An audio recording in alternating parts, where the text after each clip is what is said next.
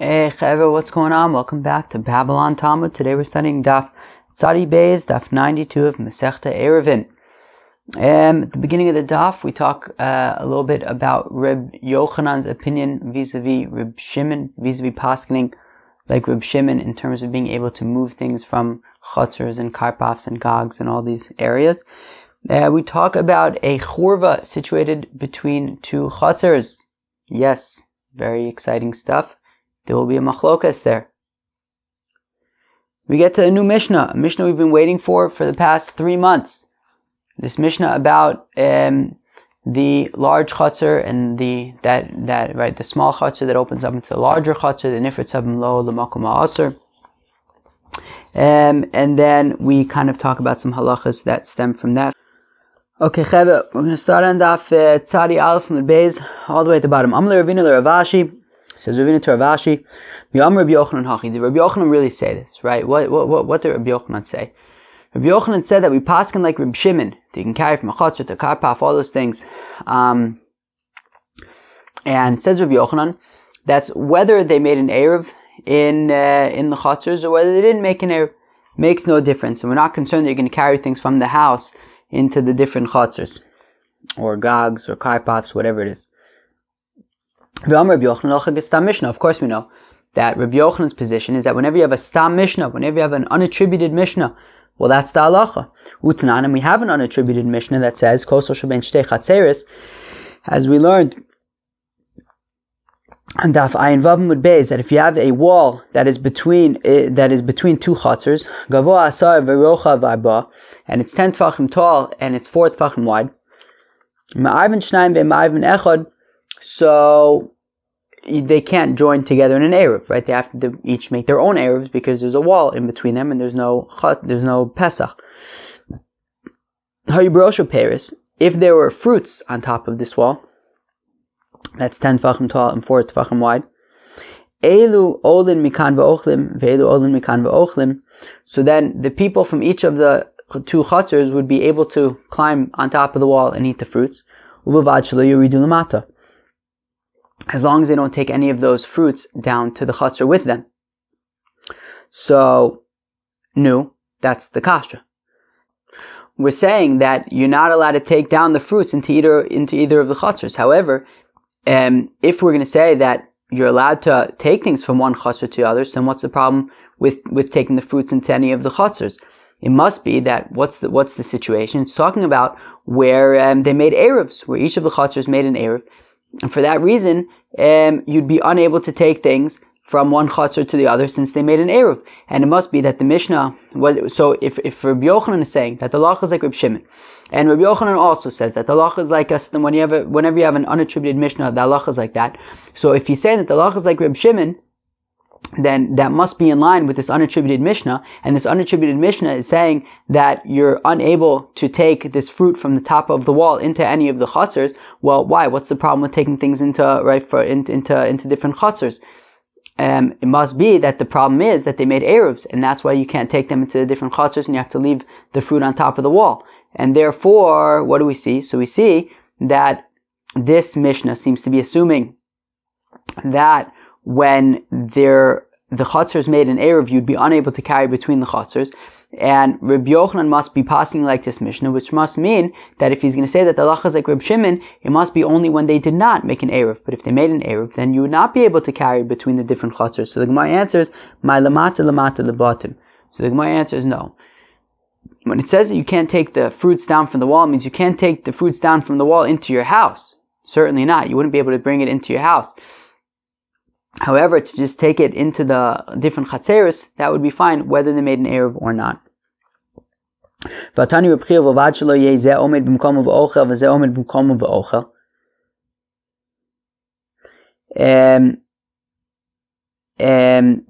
Reb Chia teach that you could bring the fruits up to the wall as long as you don't then take them down into the other chatzor and eat it, stand there eating it?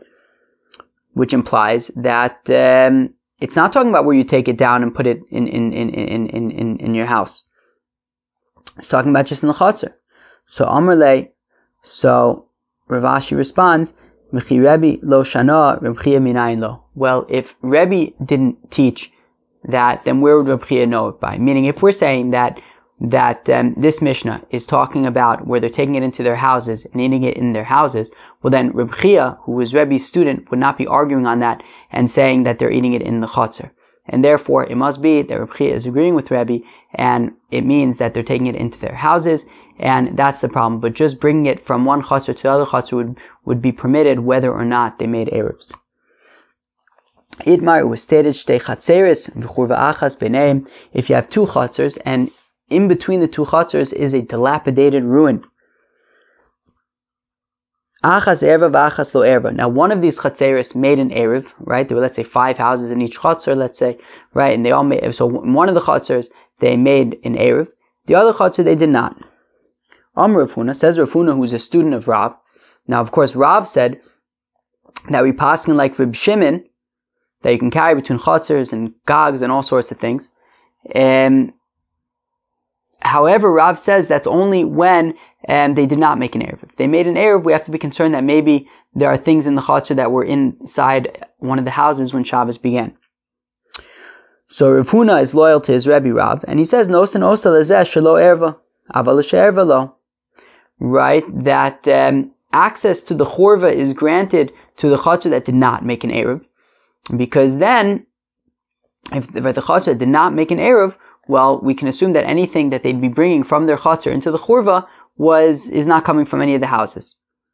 But the chatzer that made an erev would be unable to use the dilapidated ruin, because we have to be concerned that maybe they're going to bring things from the house into the dilapidated ruin. Exactly, because you might take things from the house into the dilapidated ruin. Chia barav Amar, now Chia barav, the son of Rav, he said, Af l'she'erva, that he, as Rashi explains, that Chia barav was essentially saying that his father Rav said that in this situation, even the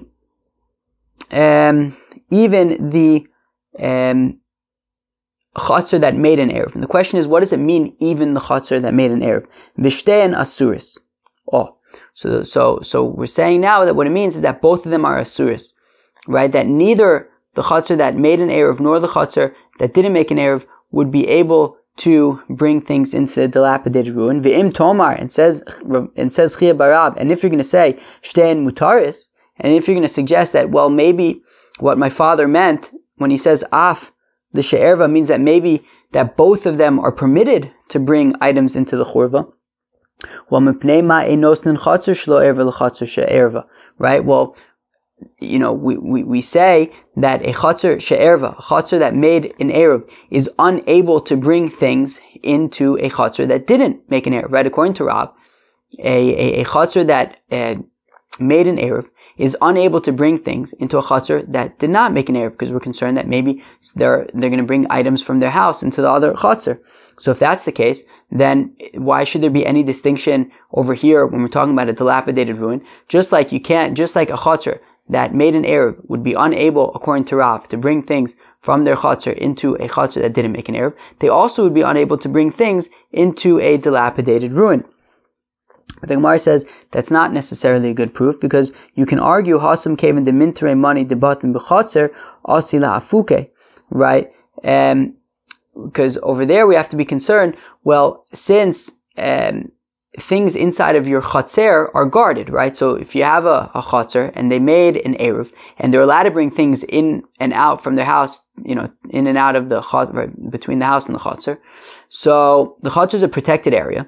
So therefore, you might end up bringing all sorts of things from the house into the chatzer, and that's why we have to be concerned that you might end up taking things from the chatzer into the churva, into the other chatzer, right? And the other chatzer is also guarded, so there's going to be lots of items that are coming into the house that might end up in the other chatzer.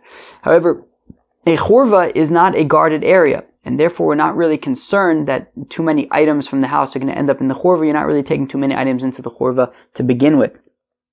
Therefore, that would be an argument to say that what Rav means when he says even the chatzer that made an erev, potentially you can argue that even the chatzer that made an erev would be allowed to use the dilapidated ruin.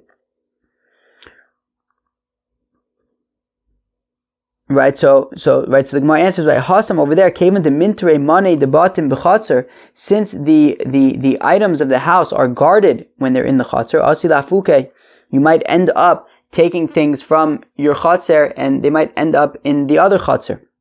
But hacha b'churva, over here by a dilapidated ruin, Kavan de lo mintre money de chatzer b'churva, since items that come from a chatzer will not be protected in the dilapidated ruin, lo asi lafuke, we're less concerned that you're going to end up taking things from your house and they're going to end up in the dilapidated ruin. Where am I? Ika da Amri. There are those who say, Chia barav Amr after she'erva, v'shtein mutaris. There are those who explain the opposite, right? I mean, the first way we explained Chia barav was to say that after she'erva means that they're both asur. Now we're suggesting that Chia barav is saying that when his father says that even the chatzar that made an eruv, it means even that they're both permitted. Both the chatzar that made an eruv and the chatzar that did not make an eruv would be able to carry things into the dilapidated ruin.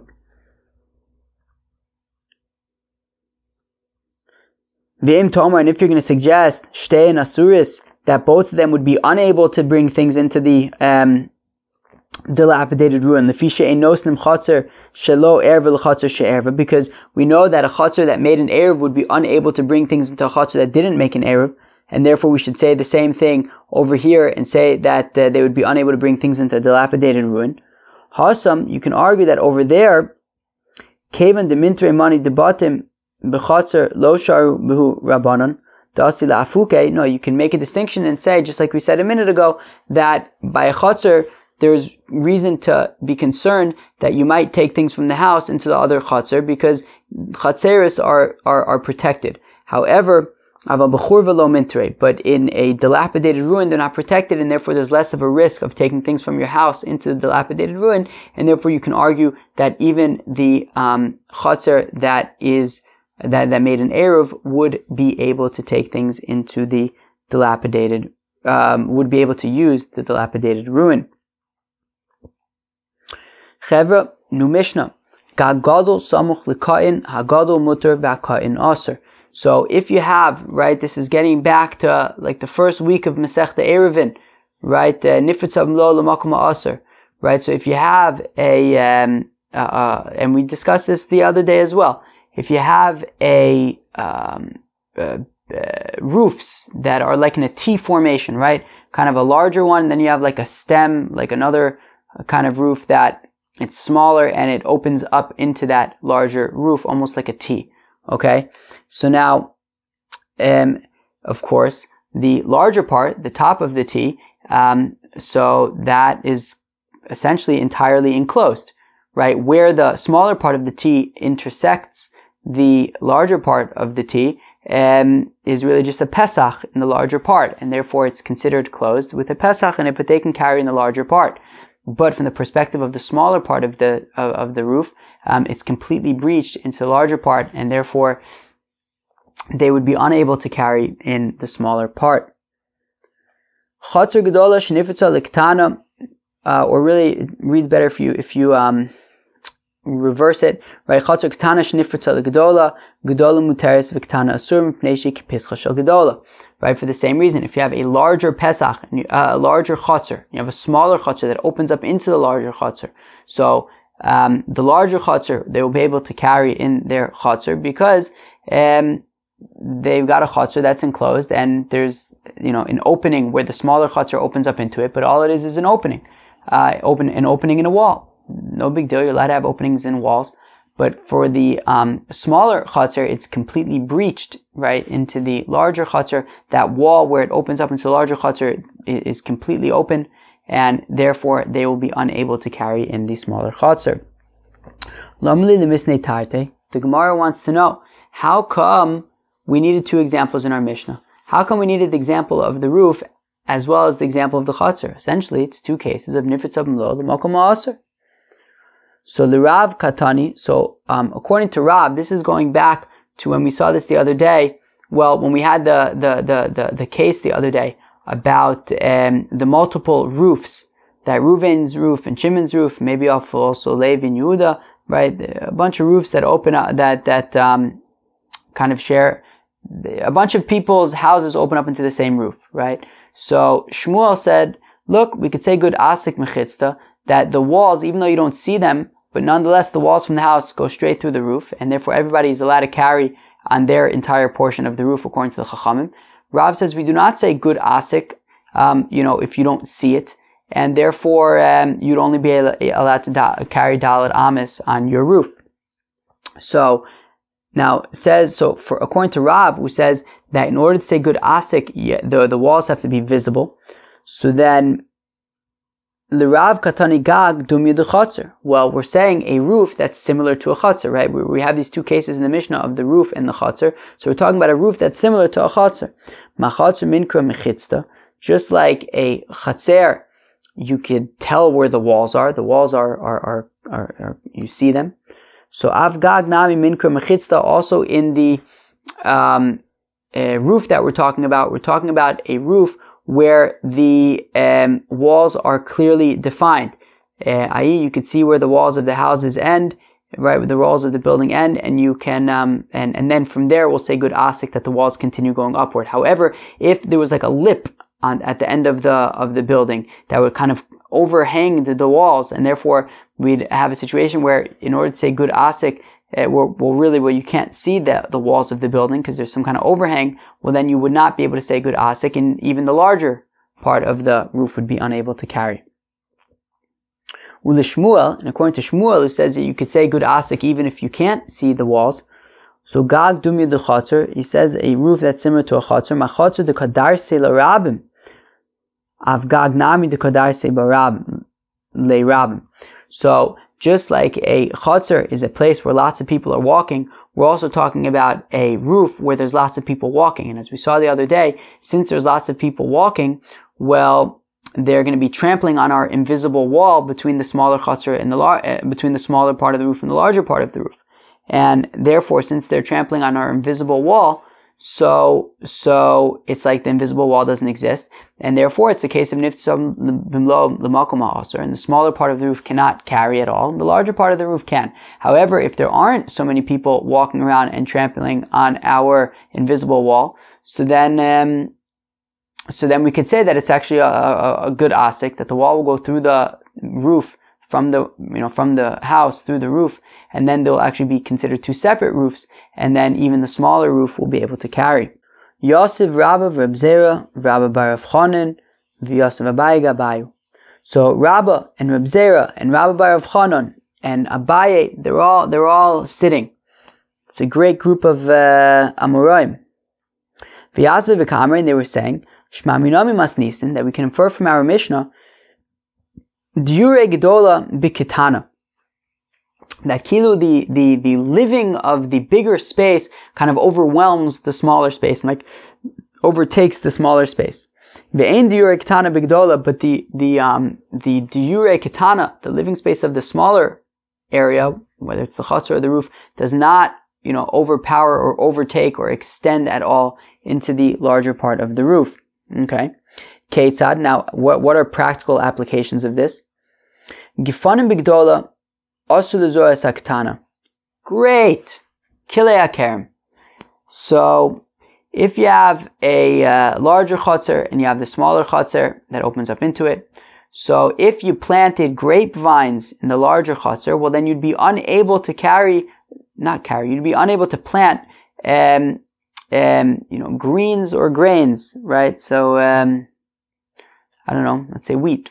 You'd be unable to plant wheat in the smaller chatzer, because since as the Mishnah said, that the smaller one is kepischa shel gedola, it's like the opening of the larger chatzer, and therefore we'll view it as if like we like squash and like flatten out the smaller chatzer and like squeeze it into the larger one, and it's like, as if we kind of, we're able to take like a chatzer mover and just kind of like collapse the wall and just push all of the wheat like into the hatzeirs kaze, into the larger one. That's what it's like, and therefore all the wheat is now going to be like merged with the grapes that were planted in the larger hatzeirs, and then we'll have an issue of kilei akerem. So vim zara zra'in asurin, and if this happened, so then you would be unable to eat the zra'in, these seeds that were planted. Gifanim mutarin, but nonetheless, the grapes would be permitted, because after all, we're not actually pushing all the wheat into the larger chatzar. We're viewing it as if the smaller chatzar is just kind of merged into the larger chatzar. But we don't actually do it, and therefore, so the wheat would be not allowed because we're viewing it as if it's like in the larger chatzar with the gifanim, with the grapes. However, from the perspective of the larger chatzar, we can view it as if it's just a pesach. It's just like it's just part of the wall, right? A pesach is not a pirza, it's not a breach in the wall. It's just part of the wall. It's as if the wall is closed, and therefore, as far as the larger chatzar is concerned, there is no wheat. There's a wall between it and the wheat, and therefore the grapes would be permitted. But from the perspective of the smaller chatzar, we would view it as if the wheat is like merged into the larger chatzar, and it's kilei hakerem. You wouldn't be able to eat the wheat. Gifanim biktana. But what if it was reversed? What if the grapes were in the smaller chatzar and the wheat was in the larger chatzar? Muter lezoa, then muter lezoa as ha gedola. What? No. I think I read that wrong. Gifanim biktana.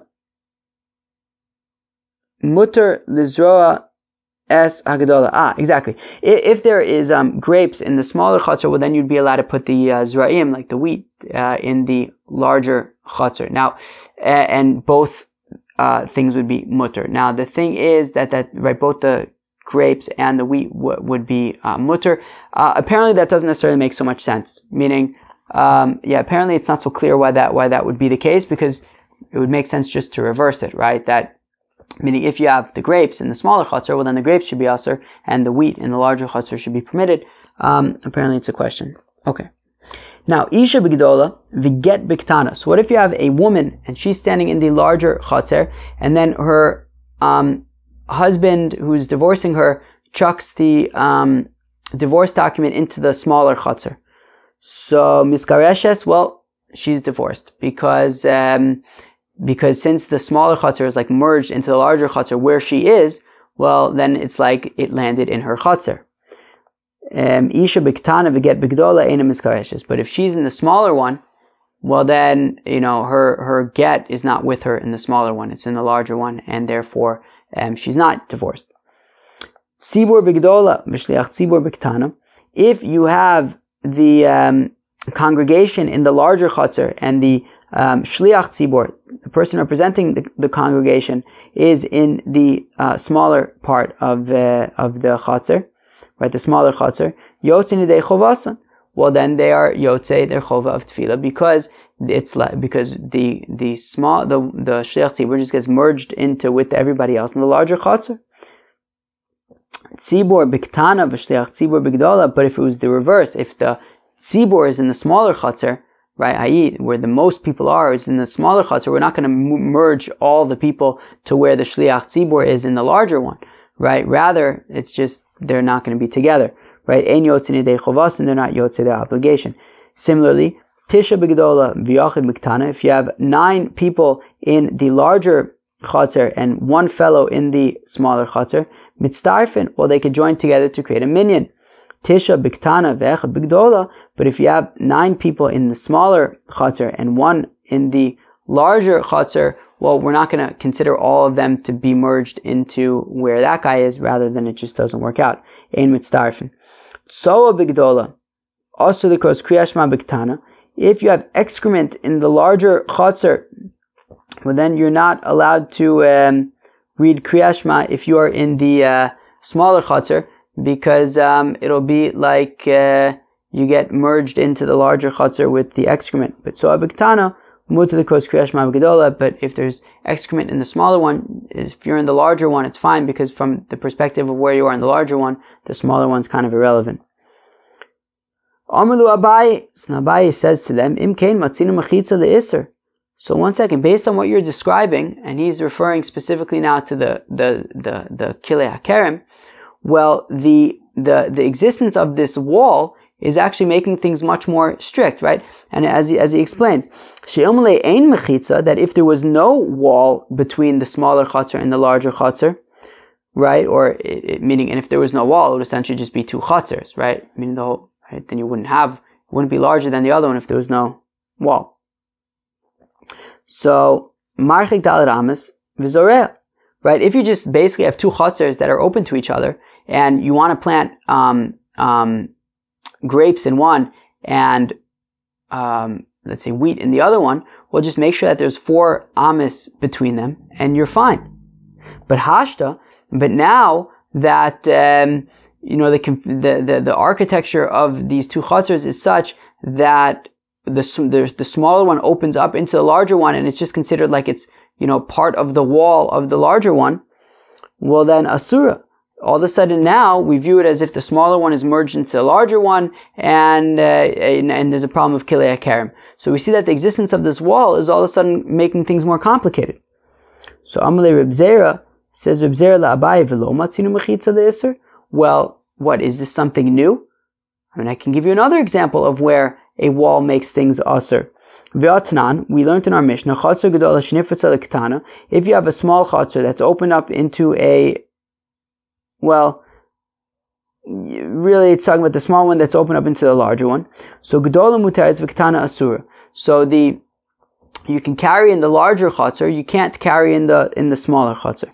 Mipnei shikipischa shel gedola, because it is the entrance of the gedola. Fine. So you can carry in the larger one, but you can not carry in the smaller one. Ve'ilu hishvez gipufel gedola nami asura. And what if you took the excess on the sides of the larger one, right? I mean, the areas where the larger one is larger than the small one, or is in excess of the smaller chatzer.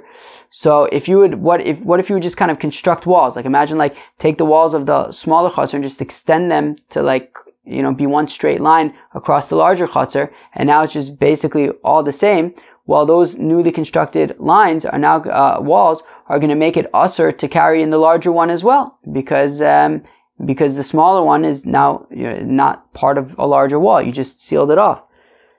So we see that over there also the addition of walls would make things more stringent. So this isn't something new.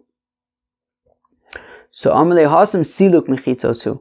So to which Abaye says, well, technically if you think about it, by straightening out, by extending the walls of the smaller chutzner, you're actually removing the initial walls of the larger chutzner, as opposed to, in this case, we're really by the kilei akarim, it's really the existence of the wall that is making it more chamor, and that is what Abaye is asking about.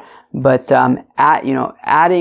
extending the walls of the smaller chutzner would really just be removing the pre-existing walls of the larger chutzner.